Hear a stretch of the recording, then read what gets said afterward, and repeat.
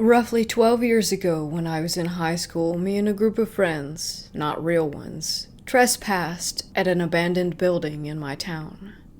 I was hesitant to even step foot on the property, but I was coerced into following them. It was horrible to say the least, but because I wanted to fit in, I kept close. I didn't know much about the place outside that it was possessed by extremely negative auras for various reasons. Come to find out, it was a sanitarium for over 30 years, then once shut down, became a very poorly practiced hospital. This led me to ask questions because I'm naturally curious. They took me to the basement, where supposedly the sanitarium would do electroshock therapy and dispose of waste. I was pushed over the edge. All of them called me names and belittled me, so I just turned and slowly went to leave, when some noise started to all of us in the far back of the basement. They all just rushed the stairs, shoving me to the side. I fell and tried to get up, but there was this heaviness around me. I looked back only to see nothing. No light, no stairs, no basement. All I heard was my name. Almost as a whisper.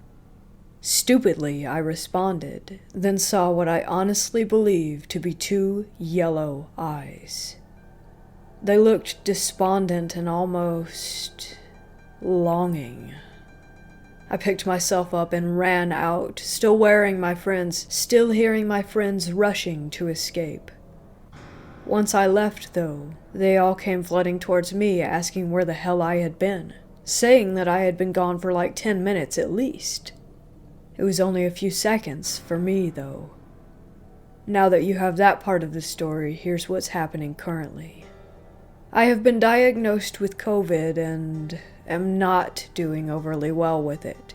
Constant cough, chest pain, pre-existing ulcer acting up causing internal bleeding and almost always on the verge of sweating.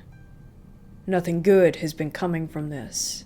But it gets worse, as I'm having a nightmare that I haven't had since 2011 when the manor was condemned and then demolished. I would see the eyes, in corners and side views, and they were almost always gone by the time that I would notice. Except now, in 2020, it's in my head. I'll be dreaming normally, and then I'll hear my name as a whisper and jump awake.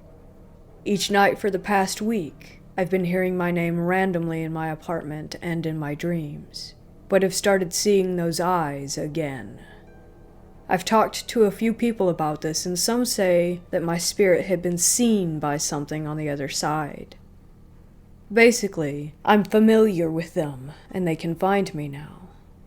Others said that when I fell, that the heavy feeling was a piece of my soul being pulled away.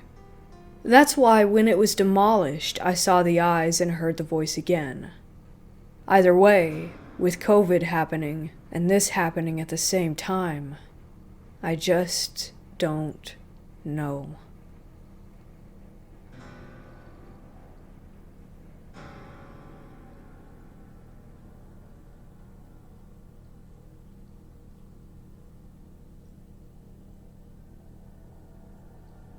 Everyone seems to start these stories with, "I'm skeptical, but..." And this time won't be an exception. I'm not an atheist, though. So, my friends and I had a bottle of gasoline. Trust me, this isn't supposed to be a funny story. We're all car guys, so we sometimes have some contaminated gas left over. Anyways, we wanted to get rid of it the only way possible for teenagers to think of. Burn it in a field to see fire go woof, and the empty bottle go boom or whatever. The three of us, giggling, made our way to the nearest cornfield that had an opening, apparently from a truck making a U-turn or something, as the farmers had been planting the corn. We decided to get as much stuff to burn as we could. Dry leaves, bunches, etc., to make a huge campfire and help warm it up with half a gallon of 92-octane gasoline. It burns really well. Both of my friends were filming the whole process as I poured gasoline all over the place and made a line of gas going from the pile of the dry stuff. One of them said, "We're summoning Satan," and all of us kinda laughed it off and didn't pay much attention to it. The whole thing went pretty well. No one got hurt, we didn't set the jungle on fire or anything, just fooled around quite a bit. My buddy's phone started breaking down while filming though, and in a weird manner. The recording continued, but the picture turned black and white, and what seemed like it copied itself and pasted 8 red-tinted, semi-transparent, smaller versions of itself on the screen in a grid-like pattern, and then it stayed like that for a few seconds before the phone turned off. We just laughed at our friend's now broken Galaxy S3, yeah, it happened a while ago, and went home as it was really dark by that time. The next morning, my other friend, who had filmed it all with my Galaxy Note 2, and I waited to meet the S3 guy to complete the trio and discuss the way that we gained world dominance by the evening and such. When we saw him come up to us, he was pale as hell and his eyes were screaming terrified. Turned out his phone was all right, and even saved the video with the glitch as it was. And he watched the video right before coming to us. You guessed it. He saw what he thinks was either a demon or a ghost. As the image on his screen collapsed into the same red-tinted shatter, he turned away from the fire to see better and get a grasp of what had happened to his phone. The camera pointed away from the fire into the corn, where there was quite a distinct black and white silhouette of a ghost-like creature looking at the flames. Well, yeah, you could take it for a glitch or a glare in the camera lens, so we didn't think too much about it.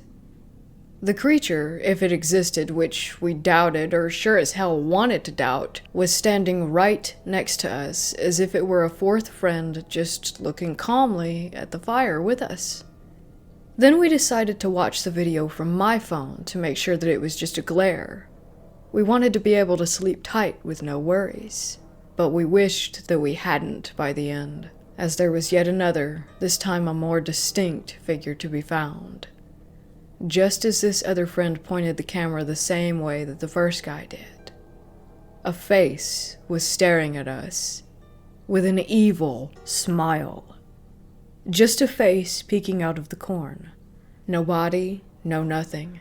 With no glares that looked like that, or were the same color, or any other glare at all. Days and years passed. We're still kinda skeptical about it, or at least try to be, but with all the facts combined, we to this day still can't find a reasonable explanation for it. We even tried to repeat the thing with the fire and took a bunch of cameras with us, but we chickened out to do it at night, as we had done the first time, so no luck. So, years from now, being an adult car guy, I have about 20 gallons of bad gasoline I would never use for any car out there. If I make it out alive, get ready for Chapter 2.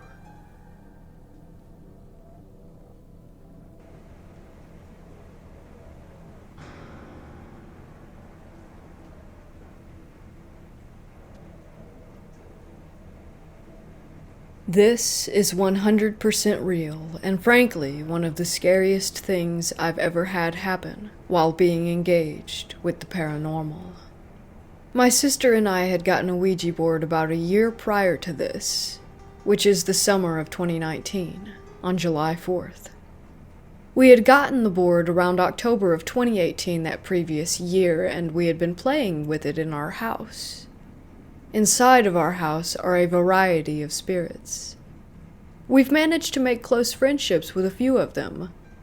One of my best friends, again this is weird to say considering he isn't alive, is a spirit named Sean. And while we are friends with the majority that live in our house and around different places in the neighborhood, there are a few that we have kept our distance from. When we first met the spirits, we learned through the board that we had an evil entity living in our house by the name of Victor. Apparently, Victor was criminally insane when he died, and has since turned evil. The other spirits told us he was residing in the office downstairs, and to never under any circumstances play with the board in there. Another spirit that used to live in our house was named Liam, and the spirits told us that he was basically, quote-unquote, Satan incarnate. He had since then left, so the only problem that we had per se was Victor. Victor mostly left us alone, besides a scary instance where he tried to possess me in my sleep. The next day, the spirits told us that this was through the board, and I woke up with holes indented all over my wall. The holes, the spirits said, were bullet holes that Liam shot, because apparently he was back. When they told us Liam was back in the neighborhood as a ghost, I was extremely nervous. I had done research about ghosts like him, and nothing good ever came out of them being back. I tried to forget about it until learning that Victor had essentially left my house, and now he and Liam were both residing in another neighboring house a couple of streets over. Well, me being me, obsessed with horror, Halloween, gore, and everything else mysterious and or scary, I decided that I wanted to go and see that house. As mentioned, it was the 4th of July, and my sister, our neighbor, and I ditched the celebrations and rode our bikes to the address where they were supposed to be staying. The spirits had given it to us the day before, again through the board. Now yes, this wasn't a good idea. The last thing that you want to do is provoke an angry spirit, but I didn't really care. I wish I had, and recklessly rode on with my companions in tow. When we arrived at the house, I stopped in front of it, but my sister and neighbor kept riding their bikes. I called for them to stop, and instead they picked up speed. I was confused at first because I thought it was a joke and was laughing a bit as I kept calling their names. At one point, my neighbor and my sister turned around at the same time to look back at me. When they did, I saw that their eyes were widened and blank, and that they had eerie smiles stretched all across their faces. Instantly, I knew that this was bad. I picked up speed, and by this time, I was terrified. Both of their bikes were swerving into the street, barely missing oncoming cars. I was horrified that they would be hit. I remember crying and pedaling as fast as I could, and that was when I knew that they were possessed. Eventually, I ended up following them back to the street my house was on, and tears were streaming out of my eyes. I had never been so scared in my life. Their bikes rode into the yard of a random person, and they both toppled to the ground, flipping over the handlebars. I dropped my bike as well and ran over toward them. They sat up together, blinking. I was hyperventilating, hugging them both as tight as I could. I had honestly thought that they were going to die and that it would have been my fault. They were confused as to why I was crying and what had happened. I found out that neither of them remembered anything except turning into the street. They didn't remember riding the bikes, almost getting hit by multiple cars, or anything else at all. They had totally blacked out. After I had calmed down, we went back into my room and played the board, wanting to figure out what had happened. Apparently, Victor and Liam had possessed my sister and neighbor because I had come by their house and wanted to screw with me. Needless to say, I didn't go back to that street for the rest of the summer.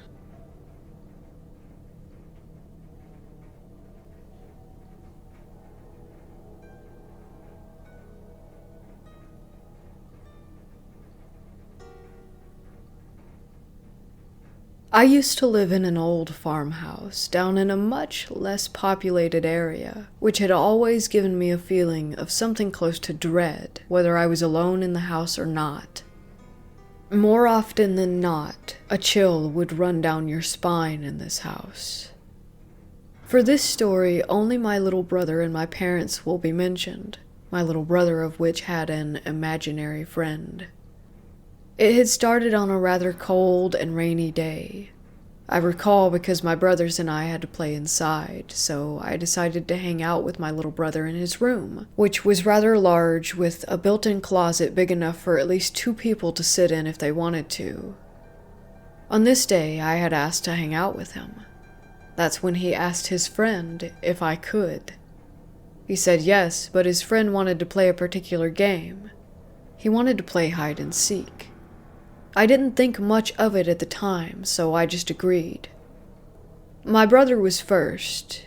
He had to count in the kitchen, so I went around trying to find a hiding spot. That's when I went back into his room to see the closet open wide. For context, it was an old closet that had a locking mechanism on it, though we never had a key. I had jumped in and closed it behind me and was just waiting.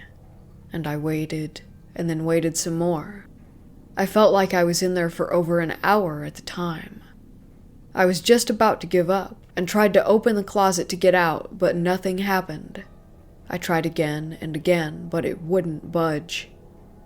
That's when I heard it. Loud wheezing coming from beside me. I couldn't see anything, but I could hear and feel what was beside me as it had touched my leg with its skeleton-like fingers. I felt paralyzed as its hands, if you could even call them that, went from my legs up to my stomach and then to my throat. This thing was choking the life out of me, and all I could do was sit there with tears flowing down my face. But the worst thing I remember, something that cannot leave my mind, was its voice. The thing had begun giggling in what seemed like a child's giggle, but was distorted in some way that I could not explain. In a stroke of luck, or maybe even fate, just as I was at the point of no return, I heard my brother's voice shouting. He had given up trying to find me. I could hear him as he walked into the room. I began knocking as loudly as I could, and the voice and the grip just disappeared, which was when I began screaming and crying as I burst from the closet without any trouble. My brother took one look at me and began to cry as well for our parents to come in. Of course, as parents do, they ran to see what was wrong and found me on the ground as I was gasping for air, crying my heart out. I then blacked out for an uncertain amount of time, and when I woke up was in the hospital with my family sitting beside me. They looked at me with what I later learned was a mixture of pure joy to see me awake, and pure concern about what had happened. I told them everything. I have never seen anyone go from concern to absolute terror so quickly as they tried to press me further, but I couldn't tell them more than what I knew already. Not long after, the doctors came in to check on us, along with an officer to question my family, and then to question me, as I was almost choked to death. But the doctor had shown that the choke marks were much too thin, almost skeletal, to match anyone. I then told the officer everything. They ended up searching the house in case of a break-in or anything like that, but came up empty. Later that day, my brother came to me to apologize for what had happened. I was confused and asked what he meant. What he told me next chilled me to the bone.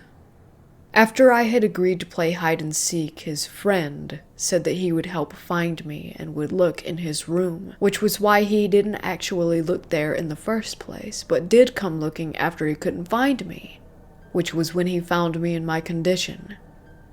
To this day, I'm not sure that thing wouldn't have killed me if my brother had not come into his room when he did. And to be honest, I'll be happy to never find out.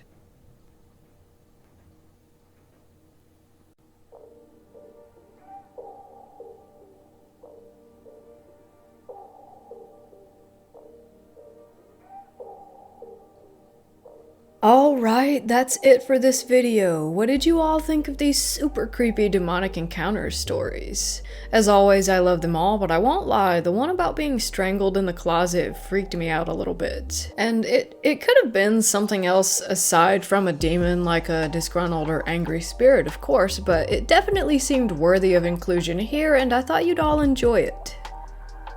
I wanted to ask you all a quick question, as this is something I've been considering doing in the future, but am really on the fence about it. I don't want any of my subscribers to ever feel like I'm begging or asking them to donate to the channel in a way that makes anyone feel obligated or uncomfortable. So that's why I'm running this by you all right now, because I want you to let me know how you feel about it. Would this be something that bothers you, or do you just not care at all? I may also put a poll up about it in the community feed later to really get everyone's thoughts on the matter once and for all, since I know not everyone makes it all the way to the end of the video chats.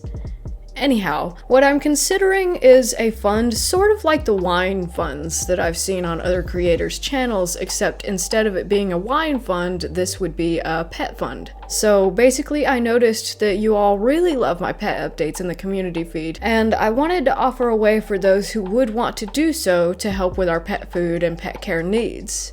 Obviously, as I mentioned already, this wouldn't be me specifically asking anyone for money, and I would never want any of you to feel that I've done that on the channel at any point.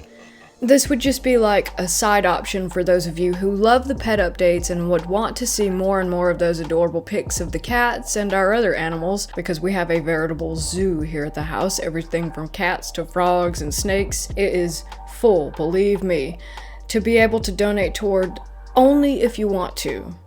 So like I said, let me know what you all think about me adding that link to my video descriptions and channel page, just for those interested in doing that, and if you're all okay with it, that would be awesome.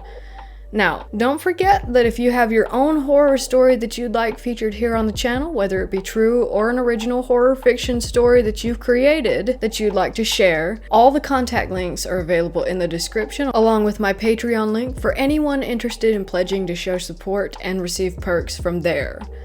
I believe that's it for now. Also, don't forget to hit those like and subscribe buttons if you love this and want to see more, and I'll be back very soon with more entertainment than ever.